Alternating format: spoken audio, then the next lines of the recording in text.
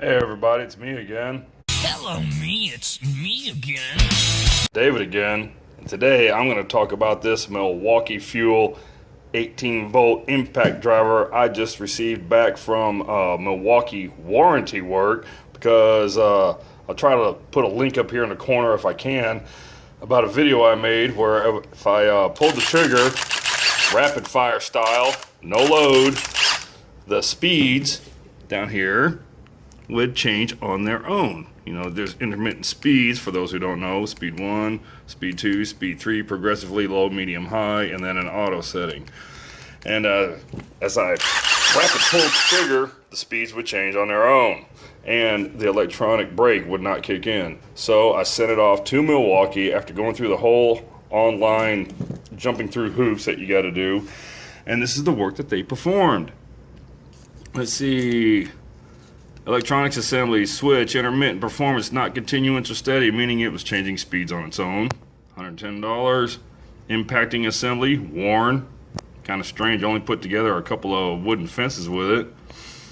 $56.50. Rotor back cap assembly for $29.15. And shop supplies disposal, about $8.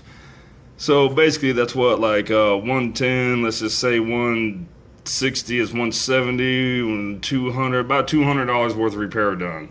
Now I got the tool only, not the magnetic drive, not the battery, which by the way, this is a high output 3.0. I got the whole thing just tool only for about $100. So it stands to reason if they put $200 into the warranty work, it should be twice as good, right? Let's see if those speeds change now. Under rapid fire conditions. I'm going to do this for about 10 seconds.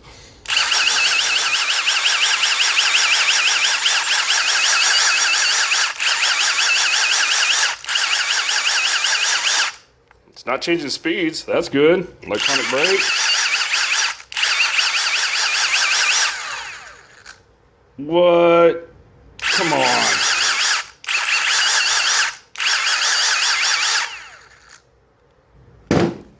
It's half fixed. Come on, Milwaukee. You know what? I have the Ryobi right here. I'm going to try this one. Same TTI, same manufacturer, Tektronix Industry, based in Hong Kong.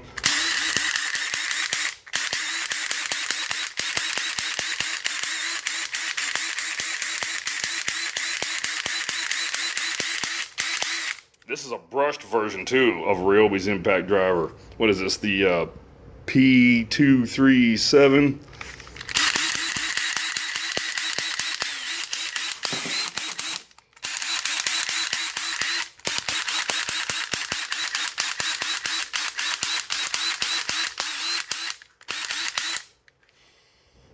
That's disappointing. Even Ryobi's got it going on better than this 2853 impact driver from Milwaukee. Probably a one-off, but it's only half fixed. Very disappointing. I wonder if this Makita will work. This is like their middle-of-the-road impact driver. It doesn't have any speed settings at the bottom. It's the XFD 13, XDT13, I'm sorry. XDT13.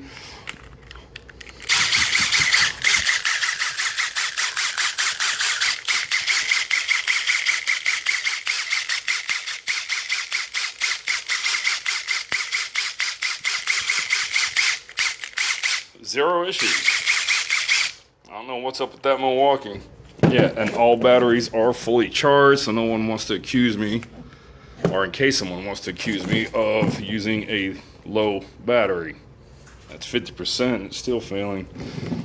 3 amp hour, this is a 4 amp hour, and the Ryobi is a 4 amp hour, fully charged. No issues, only with this one.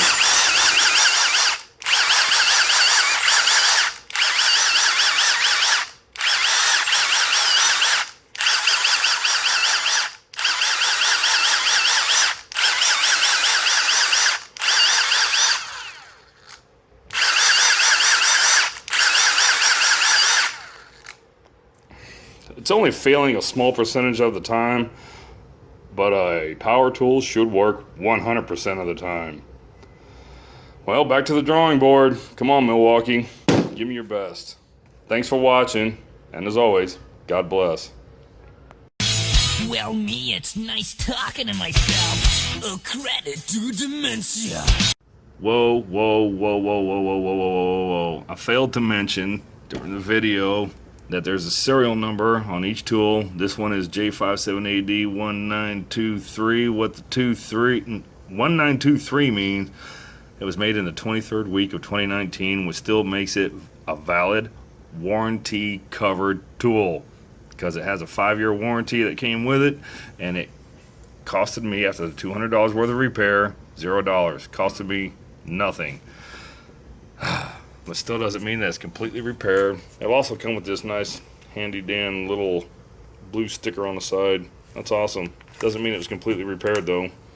Thanks for watching. Hit the like button, get subscribed, ring that little notification bell. Appreciate you watching. And as always, God bless.